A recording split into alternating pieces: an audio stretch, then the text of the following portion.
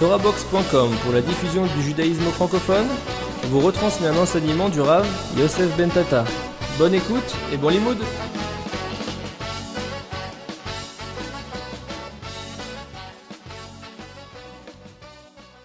יש להתפלל על השלום, כי אין כלים מחזיק ברכה אלא השלום. Quand on arrive à Sim Shalom, donc il faut prier pour le shalom. Pourquoi il faut prier pour le shalom? Qui en kelim mazik bracha et la shalom. C'est-à-dire que toute la bracha à laquelle aspire un homme, dans tous les domaines, je parle, dans le foyer, dans le hinour, dans la parnassa, dans la santé, dans la siyata d'ishmaya, dans la tzlacha dans la vie, dans la chevra, dans n'importe quel domaine. Toute la tzlacha dépend du shalom, dépend de la manière comment tu es en shalom par rapport à ton entourage. Plus tu seras en shalom, et plus tu auras le keli pour pouvoir recevoir la bracha que Boré Olam veut déverser dans tel ou tel domaine. Plus tu seras b'massav shel milchama, et moins tu auras les kelim pour recevoir la siyata d'ishmael qu'Hashem donne dans chaque domaine. Si un homme se demande aujourd'hui, pour quelle raison je n'ai pas de hatzlacha, pourquoi je ne réussis pas, pourquoi les choses ne vont pas très bien pour moi, pourquoi les choses ne s'ouvrent pas facilement devant moi, pourquoi le chemin est dur, pourquoi ça me paraît long, ça me paraît dur, ça me paraît compliqué. Dans tous les domaines, chacun me dira qu'il sent des difficultés là ou là ou là. Pourquoi c'est comme ça? C'est parce qu'en fait il y a un manque de shalom. C'est qu'il y a un manque de shalom de toi par rapport au monde. Quel est le manque de shalom que l'homme il a par rapport au monde, Rabotai? Le manque de shalom de toi par rapport au monde, c'est pas juste parce que tu ne te tiens pas en face d'Hachem. Tu ne te tiens pas en face de lui. Tu mets en face de toi d'autres éléments, d'autres choses. Il y a d'autres pôles d'intérêt qui jouent dans ta vie. Et par rapport à ces autres pôles d'intérêt, tu n'es pas en shalom avec Kadosh Baruch Hu. Tu es comme Yachol en guérilla avec lui. Il y a une petite guérilla ici, il y a un petit conflit. Dans ce conflit, Boré Olam ne te tourne pas le dos. Boré Olam il reste face à toi et Hachem attend patiemment. Mais le maasé, toi tu es en milchama avec lui, toi tu es en guerre. Parce que tu t'opposes à sa volonté, tu ne vas pas comme lui veut que tu ailles. Tu évolues pas comme lui veut que tu évolues. Cette milchama fait que l'homme est confronté à un manque de siyata d'ishmaya. Hachem ne l'aide pas. Hachem ne peut pas l'aider, Hachem ne va pas aider un homme à faire des avérotes. Il ne va pas aider un homme à aller contre lui. Ouais. Donc pour l'Olam Kaviachol, la seule chose qu'il peut faire c'est quoi? C'est le laisser. Le laisser. Comme un papa, quand il voit que son fils n'arrive plus, ne l'écoute plus, son fils n'est plus comment dire, réceptif. Qu'est-ce qu'il fait le papa? Il le laisse. Il ne va pas l'aider à faire ses bêtises, il le laisse. Alors d'un coup l'enfant se dit, mais papa tu m'aides plus, tu m'as lâché, c'est plus comme avant tu étais à côté de moi, je pouvais compter sur toi. Le papa va lui répondre, je t'ai pas lâché, je suis toujours là, mais je peux pas t'aider dans tes bêtises. Je peux pas t'aider à t'écarter de moi. Je peux pas t'encourager à t'éloigner de moi. Si je t'aide, je t'éloigne de moi. C'est ce qui se passe, Rabotai. Les difficultés qu'on a dans la vie, pourquoi on n'a pas assez de siyata d'ishmaya, et pourquoi ça se passe difficilement, c'est parce qu'en fait, on est en train de demander à Boré Olam de nous aider à s'éloigner de lui. Même quand on fait des prières à Hachem, il faut qu'on analyse nos prières. Qu'est-ce que tu demandes maintenant? Qu'est-ce que tu veux? Expliquer l'autre fois, des fois on demande à Hachem la vie. Donne-moi la vie. Boré Olam te pose la question, qu'est-ce que tu veux faire avec cette vie? Boré Olam, donne-moi la parnassa. Donne-moi le shefa. Donne-moi qu'il ne me manque de rien, que j'ai beaucoup d'argent. Boré Olam te demande, qu'est-ce que tu veux faire avec cet argent? Hachem, donne-moi la force, la voula. Je vais être fort. Je vais être un gaillard fort, puissant. Qu'est-ce que tu veux faire avec cette force? Si tu étais honnête et tu répondrais à ces questions, tu comprendrais toi-même pourquoi Boré Olam ne te donne pas. Parce qu'en fait, qu'est-ce que tu veux faire avec l'argent? Tu veux t'éclater. Qu'est-ce que tu veux avec ta force? Tu veux rouler les mécaniques.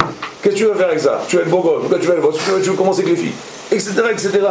C'est-à-dire qu'on n'est pas sur les mêmes pôles d'intérêt. On ne cherche pas les mêmes choses. Alors comment tu veux que je t'aide? Qu'est-ce que tu veux que je te donne? Au contraire, si je m'as te donné, je suis marché l'autre, je suis ma pilote. Alors quoi? Alors ne t'étonne pas pourquoi tu as tellement de difficultés, pourquoi tu as des murs devant toi. Pourquoi tu fais que te prends des murs? C'est parce que je t'aime. Parce que je t'aime et je veux que tu t'arrêtes de courir en sens inverse de moi. Et alors, mais peut-être ça va t'inciter à te poser des questions, à t'arrêter et à te dire, bon alors là, ça y est, j'en ai marre de jouer à ce jeu-là. Ouais, je me prends que des platanes, je me prends que des murs. Donc je vais en sens inverse. Viens, on va essayer de voir si on peut faire quelque chose ensemble. Alors maintenant tu te retournes vers Hachem. Et dès que tu te retournes vers Hachem, le Rambam il dit, et tout le monde là, il y a Sanoui, rejeté, Hachem ne l'aimait pas rouler, pas qu'il ne l'aimait pas. Il lui donnait l'impression à lui de ne pas l'aimer. Parce que lui, il se sentait, comment dire, éloigné d'Hachem. Et d'un coup, il s'est rien que retourné vers Hachem. Il a commencé à accepter de mettre un peu d'eau dans sa vie. De regarder Hachem en face. À la Makom, il devient Aouv. aimer, aider, assister, supporter. Hachem, tout de suite, il le prend par la main. Tout de suite, il dit dans le Siyata d'Ishmaïa. Ça, c'est le massal qui se passe quand un homme, Rabotai, a compris que si tu veux réussir dans ce monde, il faut vivre en paix avec Hachem. Tu dois vivre en paix avec ton père. Le shalom d'un enfant envers son père est essentiel, Rabotai, dans la vie. Un enfant qui ne vit pas en paix avec son père ne peut pas évoluer, ne peut pas avancer, il ne peut pas réussir.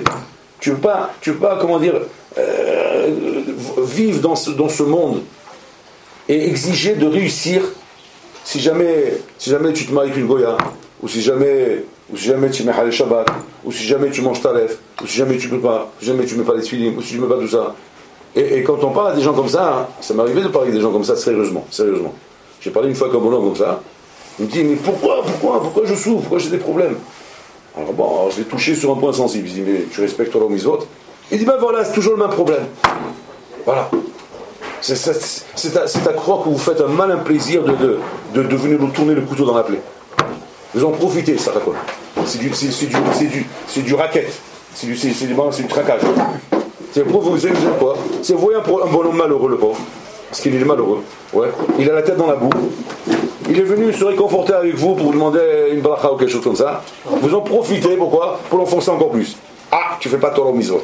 Ah. Donc voilà, tu as des problèmes. Voilà, c'est bien de faire ça, dis-moi, c'est honnête de faire un truc comme ça, le pauvre. Tu profites d'une situation où le bonhomme il est en faiblesse, où il a besoin d'être réconforté. Et au lieu de le réconforter, sans mélanger, sans mêler tout ça, il a besoin d'une aide, il a besoin d'une bonne parole. Alors donne-lui une bonne parole et c'est tout, laisse-le partir tranquillement. Sois bon avec lui. Pourquoi tu commences à l'étrangler?